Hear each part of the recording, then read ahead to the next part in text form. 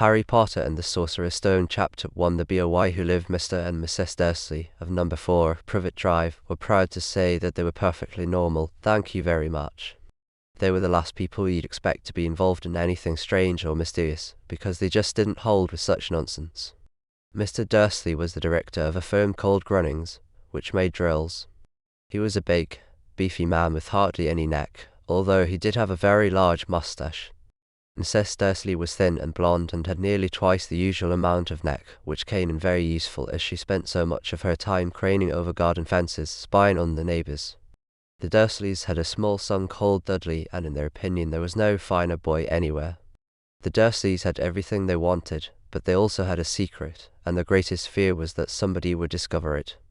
They didn't think they could bear it if anyone found out about the Potters. Mrs. Potter was Mrs. Dursley's sister, but they hadn't met for several years. In fact, Mrs. Dursley pretended she didn't have a sister, because her sister and her good-for-nothing husband were as undurslyish as it was possible to be. The Dursleys shuddered to think what the neighbours would say if the Potters arrived in the street. The Dursleys knew that the Potters had a small son too, but they had never even seen him. This boy was another good reason for keeping the Potters away. They didn't want Dudley mixing with a child like that. When Mr. and Mrs. Dursley woke up on the dull, grey Tuesday our story starts, there was nothing about the cloudy sky outside to suggest that strange and mysterious things would soon be happening all over the country. Mr. Dursley hummed as he picked out his most boring tie for work, and Mrs. Dursley gossiped away happily as she wrestled the screaming Dudley into his high chair. None of them noticed a large, tawny owl flutter past the window. At 8:30, Mr. Dursley picked up his briefcase, pecked Mrs. Dursley on the cheek, and tried to kiss Dudley goodbye, but missed too because Dudley was now having a tantrum and throwing his cereal at the walls. Little Tyke chortled Mr. Dursley as he left the house. He got into his car and backed out of number 4's drive. It was on the corner of the street that he noticed the first sign of something peculiar. Cat reading a map. For a second, Mr. Dursley didn't realise what he had seen. Then he jerked his head around to look again. There was a tabby cat standing on the corner of Privet Drive, but there wasn't a map in sight. What could he have been thinking of? It must have been a trick of the light. Mr. Dursley blinked and stared at the cat. It stared back. As Mr. Dursley drove around the corner and up the road, he watched the cat in his mirror. It was now reading the sign that said Privet Drive. No, looking at the sign, cats couldn't read maps or signs. Mr. Dursley gave himself a little shake and put the cat out of his mind. As he drove toward town, he thought of nothing except a large order of drills he was hoping to get that day. But on the edge of town, drills were driven out of his mind by something else. As he sat in the usual morning traffic jam, he couldn't help noticing that there seemed to be a lot of strangely dressed people about, people in cloaks. Mr. Dursley couldn't bear people who dressed in funny clothes, the get-ups he saw on young people. He supposed this was some stupid new fashion. He drummed his fingers on the steering wheel, and his eyes fell on a huddle of these weirdos standing quite close by. They were whispering excitedly together. Mr. Dursley was enraged to see that a couple of them weren't young at all. Why, that man had to be older than he was, and wearing an emerald green cloak. The nerve of him. But then it struck Mr. Dursley that this was probably some silly stunt. These people were obviously collecting for something. Yes, that would be it. The traffic moved on, and a few minutes later, Mr. Dursley arrived in the Grunnings parking lot, his mind back on drills. Mr. Dursley always sat with his back to the window in his office on the 9th floor.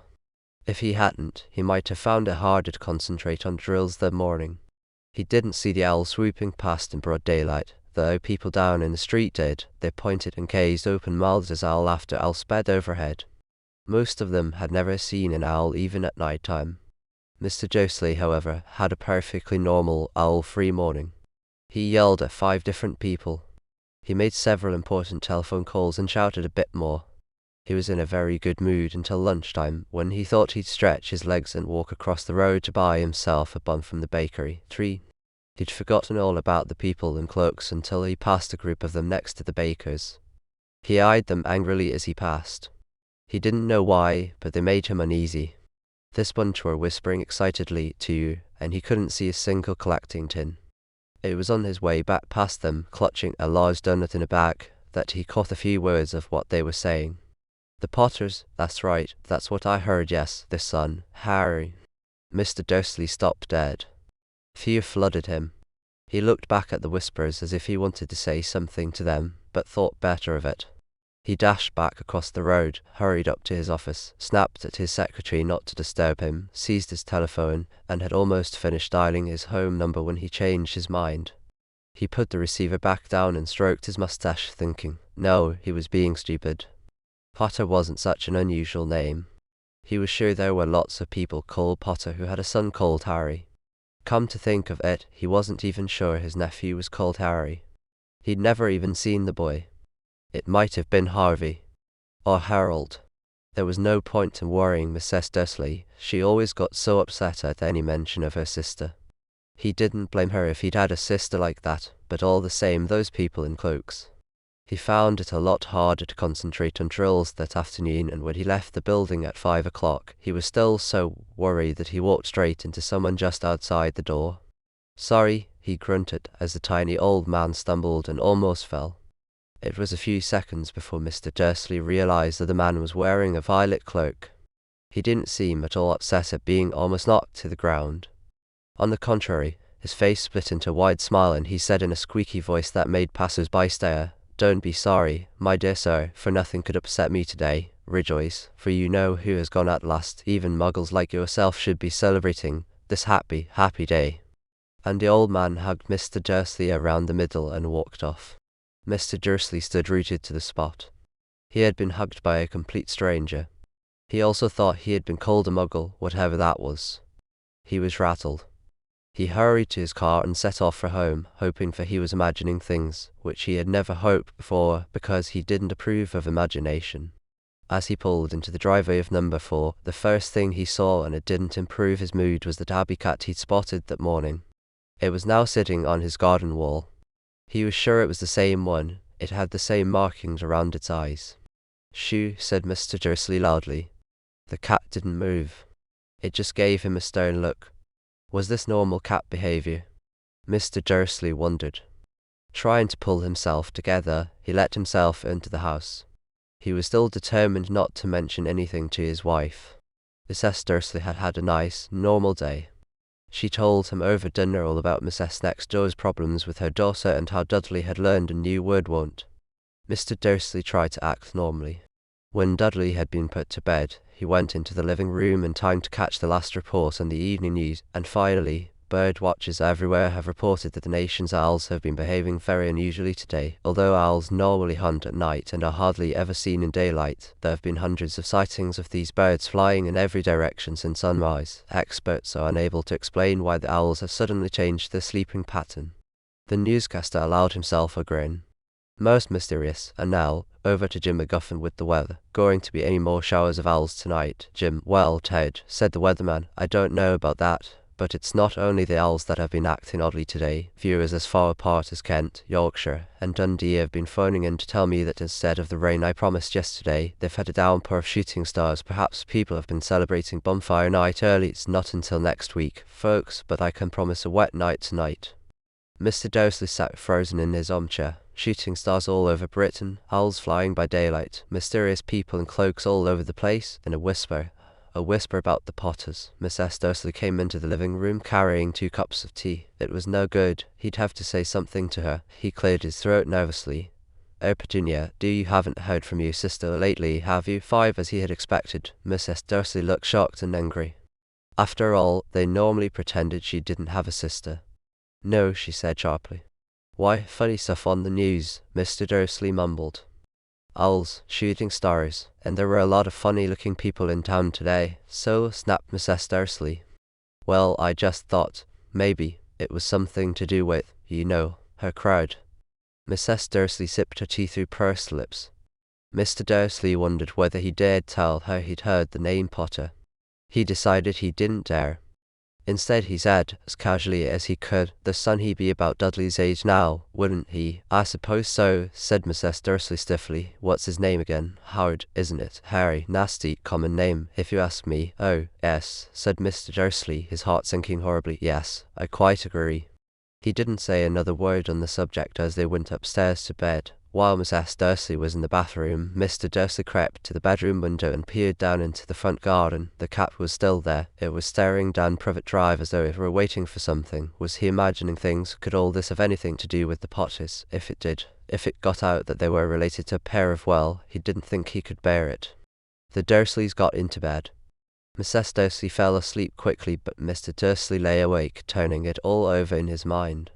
His last comforting thought before he fell asleep was that even if the Potters were involved, there was no reason for them to come near him and Mrs. Dursley. The Potters knew very well what he and Petunia thought about them and their kind. He couldn't see how he and Petunia could get mixed up in anything that might be going on. He yawned and turned over. It couldn't affect them. How very wrong he was. Mr. Dursley might have been drifting into an uneasy sleep, but the cat on the wall outside was showing no sign of sleepiness. It was sitting as still as a statue, its eyes fixed unblinkingly on the far corner of Privet Drive. It didn't so much as quiver when a car door slammed on the next street, nor when 2 owls swooped overhead. In fact, it was nearly midnight before the cat moved at all. A man appeared on the corner the cat had been watching, appeared so suddenly and silently you'd have thought he just popped out of the ground. The cat's tail twitched and its eyes narrowed. Nothing like this man had ever been seen on Privet Drive. He was tall, thin, and very old, judging by the silver of his hair and beard, which were both long enough to tuck into his belt. He was wearing long robes, a purple cloak that swept the ground, and high-heeled, buckled boots. His blue eyes were light, bright, and sparkling behind half-moon spectacles, and his nose was very long and crooked, as though it had been broken at least twice. This man's name was Albus Dumbledore. Albus Dumbledore didn't seem to realize that he had just arrived in a street where everything from his name to his boots was unwelcome. He was busy rummaging in his cloak, looking for something. But he did seem to realize he was being watched, because he looked up suddenly at the cat, which was still staring at him from the other end of the street. For some reason, the sight of the cat seemed to amuse him. He chuckled and muttered, "I should have known." He found what he was looking for in his inside pocket. It seemed to be a silver cigarette lighter. He flicked it open, held it up in the air, and clicked it.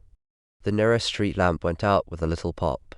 He clicked it again, the next lamp flickered into darkness. 12 times he clicked the put-outer, until the only lights left on the whole street were 2 tiny pinpricks in the distance, which were the eyes of the cat watching him. If anyone looked out of their window now, even beady-eyed Mrs. Dursley, they wouldn't be able to see anything that was happening down on the pavement. Dumbledore slipped the put-outer back inside his cloak and set off down the street toward number 4, where he sat down on the wall next to the cat. He didn't look at it, but after a moment he spoke to it. "Fancy seeing you here, Professor McGonagall." He turned to smile at the tabby, but it had gone. Instead, he was smiling at a rather severe-looking woman who was wearing square glasses, exactly the shape of the markings the cat had around its eyes. She, too, was wearing a cloak, an emerald one. Her black hair was drawn into a tight bun. She looked distinctly ruffled. "How did you know it was me?" she asked. "My dear Professor, I've never seen a cat sit so stiffly. You'd be stiff if you'd been sitting on a brick wall all day," said Professor McGonagall. "All day, when you could have been celebrating. I must have passed a dozen feasts and parties on my way here." Professor McGonagall sniffed angrily. "Oh yes, everyone's celebrating. All right," she said impatiently. "You'd think they'd be a bit more careful, but no, even the Muggles have noticed something's going on. It was on their news." She jerked her head back at the Dursleys' dark living room window. "I heard it. Flocks of owls, shooting stars. Well, they're not completely stupid. They were bound to notice something. Shooting stars down in Kent, I'll bet that was Daedalus Diggle. He never had much sense. You can't blame them," said Dumbledore gently. "We've had precious little to celebrate for 11 years. I know that," said Professor McGonagall irritably. "But that's no reason to lose our heads. People are being downright careless, out on the streets in broad daylight, not even dressed in Muggle clothes, swapping rumours." She threw a sharp, sideways glance at Dumbledore here, as though hoping he was going to tell her something, but he didn't, so she went on. "A fine thing it would be if, on the very day you know who seems to have disappeared at last, the Muggles found out about us all. I suppose he ain't really has gone, Dumbledore." "It certainly seems so," said Dumbledore. "We have much to be thankful for. Would you care for a lemon drop?" "A what?" "The lemon drop. They're a kind of Muggle sweet I'm rather fond of." "No, thank you," said Professor McGonagall coldly, as though she didn't think this was the moment for lemon drops. "As I say, even if you know who has gone, my dear Professor, surely a sensible person like yourself can call him by his name. All this you know who nonsense. For 11 years I have been trying to persuade people to call him by his proper name, Voldemort." Professor McGonagall flinched, but Dumbledore, who was unsticking 2 lemon drops, seemed not to notice. "It all gets so confusing if we keep saying you know who. I have never seen any reason to be frightened of saying Voldemort's name. I know you haven't," said Professor McGonagall, sounding half exasperated, half admiring. "But you're different. Everyone knows you're the only one you know." "Oh, all right. Voldemort was frightened of you, flatter me," said Dumbledore calmly. "Voldemort had powers I will never have, only because you're too well noble to use them. It's lucky it's dark. I haven't blushed so much since Madame Pomfrey told me she liked my new earmuffs." Professor McGonagall shot a sharp look at Dumbledore and said, "The owls are nothing next to the rumors that are flying around. You know what everyone's saying about why he's disappeared, about what finally stopped him."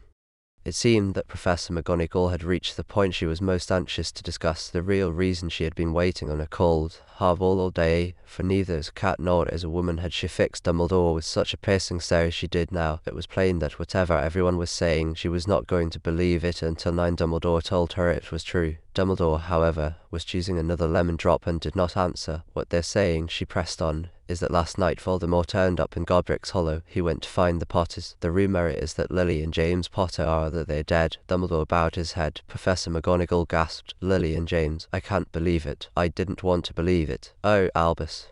Dumbledore reached out and patted her on the shoulder. I know," he said heavily. Professor McGonagall's voice trembled as she went on. "That's not all. They're saying he tried to kill the Potter's son, Harry, but he couldn't. He couldn't kill that little boy. No one knows why or how, but they're saying that when he couldn't kill Harry Potter, Voldemort's power somehow broke and that's why he's gone." Dumbledore nodded glumly. "This is true, false of Professor McGonagall. After all he's done, all the people he's killed, he couldn't kill a little boy. It's just astounding. Of all the things to stop him. But how in the name of heaven did Harry survive? We can only guess," said Dumbledore. "We may never know." Professor McGonagall pulled out a lace handkerchief and dabbed at her eyes beneath her spectacles. Dumbledore gave a great sniff as he took a golden watch from his pocket and examined it. It was a very odd watch. It had 12 hands but no numbers. Instead, little planets were moving around the edge. It must have made sense to Dumbledore, though, because he put it back in his pocket and said, "Hagrid's late. I suppose it was he who told you I'd be here." "By the way, yes," said Professor McGonagall, "and I don't suppose you're going to tell me why you're here. Of all places, I've come to bring Harry to his aunt and uncle. They're the only family he's left now." "Then you don't mean you can't mean the people who live here?" cried Professor McGonagall, jumping to her feet and pointing at number 4. "Dumbledore, you can't. I've been watching them all day. You couldn't find 2 people who were less like us, and they've got this son. I saw him kicking his mother all the way up the street, screaming for sweets. Harry Potter come and live here. It's the best place for him," said Dumbledore firmly. "His aunt and uncle will be able to explain everything to him when he's older. I've written them a letter," repeated Professor McGonagall faintly, sitting back down on the wall. "Really, Dumbledore, you think you can explain all this in a letter? These people will never understand him. He'll be famous, a legend. I wouldn't be surprised if today was known as Harry Potter Day. In the future there will be books written about Harry. Every child in our world will know his name exactly," said Dumbledore, looking very seriously over the top of his half-moon glasses. "It would be enough to turn any boy's head. Famous before he can walk and talk. Famous for something he won't even remember. Can't you see how much better off he'll be, growing up away from all that until he's ready to take it?" Professor McGonagall opened her mouth, changed her mind, swallowed, and then said, Yes, you're right, of course, but how is the boy getting here, Dumbledore?"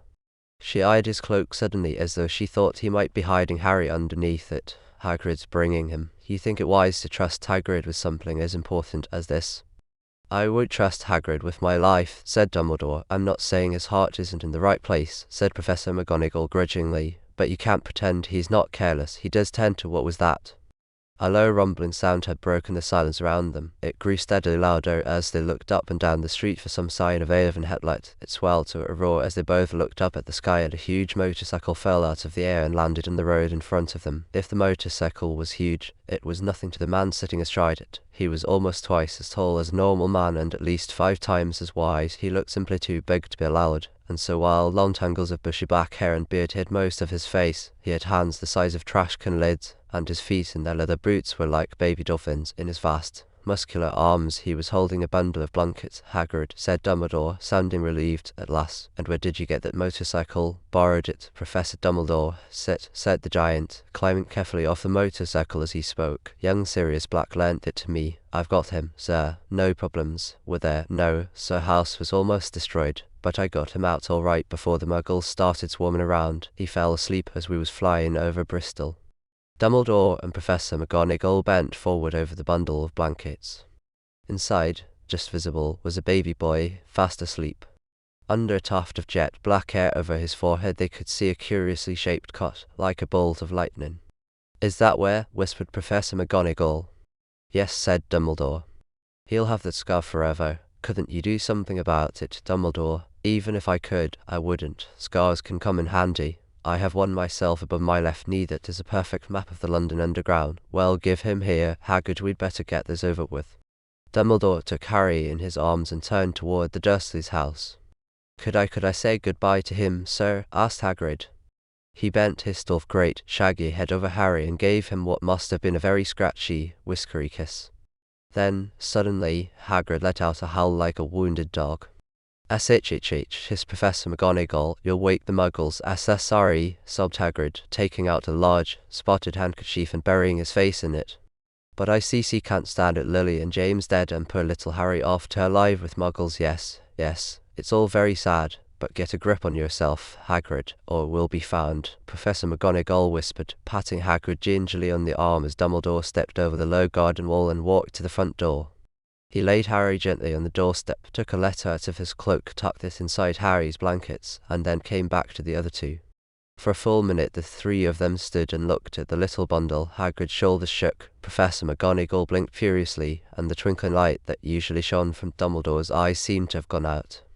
"Well," said Dumbledore finally, "that's that. We've no business staying here. We may as well go and join the celebrations." "Yeah," said Hagrid in a very muffled voice. "I'll be taking Sirius his bike back. G-night, Professor McGonagall, Professor Dumbledore, sir." Wiping his streaming eyes on his jacket sleeve, Hagrid swung himself onto the motorcycle and kicked the engine into life. With a roar it rose into the air and off into the night. "I shall see you soon, I expect, Professor McGonagall," said Dumbledore, nodding to her. Professor McGonagall blew her nose in reply. Dumbledore turned and walked back down the street. On the corner he stopped and took out the silver potato. He clicked it once, and 12 balls of light sped back to the street lamps so that Privet Drive glowed suddenly orange and he could make out a tabby cat slinking around the corner at the other end of the street.